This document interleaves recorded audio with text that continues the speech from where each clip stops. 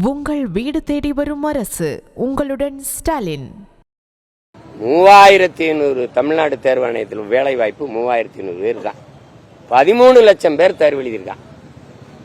அதுல கேட்கப்பட்ட கேள்வி என்ன? விடுதலை போராட்டத்தை பத்தி கேட்டிருக்கு. எது? விடியல் பயணம் எப்போது தொடங்கியது? இதையெல்லாம் நீங்க சகித்து கொண்டுதானே இருக்கிறீங்க. இந்த கொடுமைகள் எல்லாம் எவ்வளவு பெரிய பொது அறிவு கேள்வி.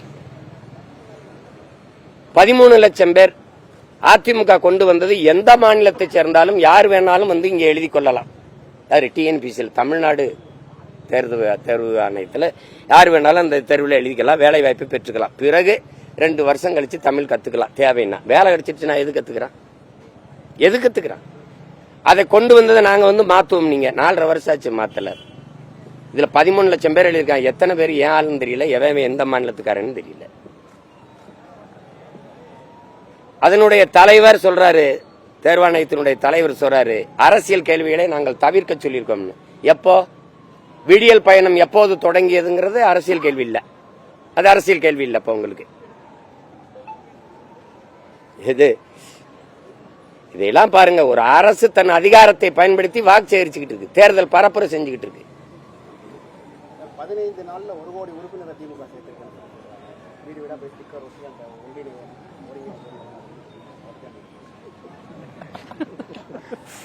1 கோடி உறுப்பினரை சேர்த்துட்டீங்க. ஏற்கனவே 1.5 கோடி உறுப்பினர் வச்சிருக்கீங்க. ஓட்டுக்கு காசு உடுப்பில இல்லையா? உன் உறுப்பினர் 1 கோடி பேர் பேட்டாலே நீ வென்றுவில்ல. அப்புறத்துக்கு ஓட்டு காசு கொடுக்குற? சரி, நானும் பேசுறேன், ஐயா ஸ்டாலின் பேசட்டும், தம்பி உதயநிதியும் பேசட்டும். கூட்டத்துக்கு காசு, சாராயம், சாப்பாடு கொடுக்காம யாரு பேசுறதுக்கு மக்கள் வர்றாங்க? ஒரு பந்தயம் வைங்க. நீங்களாம் தான்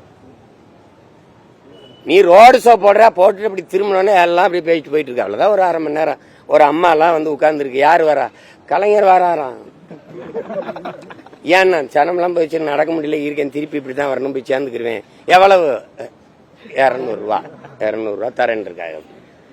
மக்களை பிச்சைக்கார கூட்டமாக்கிட்டு மானங்கட்டு தன்மானத்துக்காக உயிரை விட்ட ஒரு கூட்டத்தை மானங்கட்டு 200 500க்கு கையேந்திர கூட்டமா மாத்திவிட்டு மானங்காக்க வாங்க ஓரணியிலன்ட்டு. மானங்காக்க வர்றோம், மண் காக்க வாரோம், மொழி காக்க வாரோம். ஓரணியில யாருகிட்ட இருந்து? உங்ககிட்ட இருந்து காக்க. உங்ககிட்ட இருந்தா அதெல்லாம் காக்கணும்.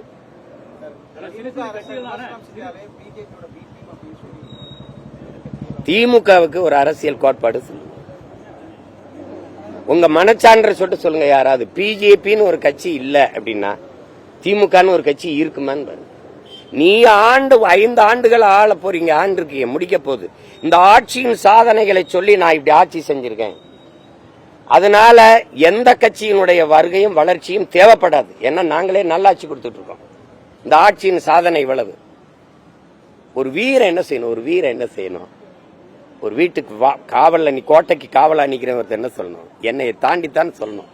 எங்க பாட்டன் சுந்தரலிங்க மாதிரி சொல்லணும், என்னைய தாண்டி தாண்டா எதிரி இந்த கோட்டையை தொட முடியும்னு. ஒற்றை மகன் 8 நாள் இந்த சண்டை போட்டான், அந்த வீரனை போல சொல்லணும்.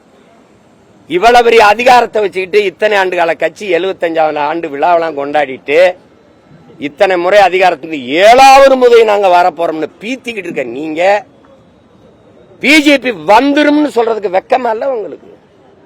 நாங்க இருக்கிற வரை வராதரா பிஜேபி. அவன் தாண்டா ஆண்மகன், அவன் தான் வீரன்.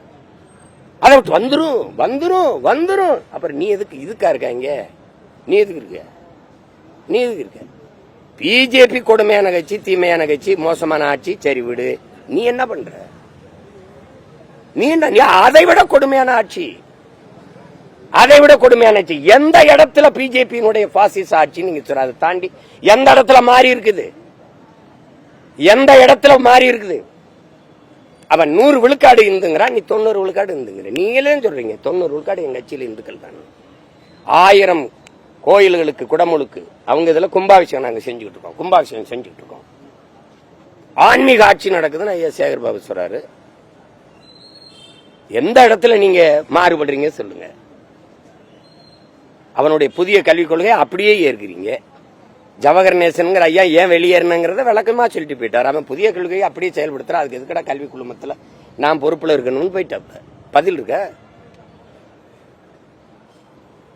இல்லந்தேடி கல்வி எங்க இருக்குது? எந்த கொள்கையில இருக்குது? இல்லந்தேடி கல்வி எங்க இருக்குது? எந்த கொள்கையில இருக்குது? இல்லந்தேடி கல்வி, இல்லந்தேடியே கல்வி போயிருச்சுன்னா பள்ளிக்கூடத்தை மூடிடுவீங்களான்னு நான் கேட்டேன், பதிலளிச்சிருக்கீல. இல்லந்தேடி கல்வி நான் பறையன் என் வீட்டில் படையாச்சி உட்காந்து பாடம் எடுப்பானா? நான் தேவேந்திரன் என் வீட்டு திண்ணையில தேவர் வந்து வாத்தியார் உட்காந்து பாடம் எடுப்பார? இல்ல தேவேந்தர் வீட்டு திண்ணையில தேவேந்தர் உட்காந்து படிக்க வாய்ப்பு கொடுப்பியா உன் திராவிட ஆட்சியில? நீ நிலைநாட்டின சமூக நீதி. ஆதி தமிழ் பிள்ளைகள் தங்கி படிக்கிற விடுதிக்கு சமூக நீதி கட்டடத்துக்கு சமூக நீதி வச்சு என்னத்த சமூக நீதி நிலைநாட்டுற? கல்லுக்கும் சிமெண்ட்டுக்கும் சமூக நீதி நிலைநாட்டப்பட்டிருந்தா தனியா தங்கி படிக்கிற விடுதியே வருது. சமமா உட்காந்து படிச்சிருந்துருக்கணும். என்ன ஏமாத்து, என்ன நாடகம், கேவலம். இதெல்லாம் வெக்கம் இல்லாம சமூக நீதி கட்டடம், சமத்துவபுரம். ஏன் பெரியார் பேர்ல தான் சமத்துவம் இருக்குமா? எங்க முன்னோர்லாம் சாதியை தூண்டி வளர்த்துக்கிட்டு இருந்தானா? வீடு வீடு தேடி போய் தீ வச்சுக்கிட்டு இருந்தானா எங்க முன்னோர்கள்லாம்? பல நூறு கோடியை கொட்டி சமத்துவபுரம் கட்டினீங்களே, எல்லா சாதி சமூகமும் ஒன்னா உட்காந்து வாழுதா அந்த சமத்துவபுரத்தில்? வாரீங்களா? பாப்பமா? வெற்று அறிக்கை, வெற்று விளம்பரங்கள். உங்கள் வீடு தேடி வரும் அரசு. உங்களுடன் ஸ்டாலின்.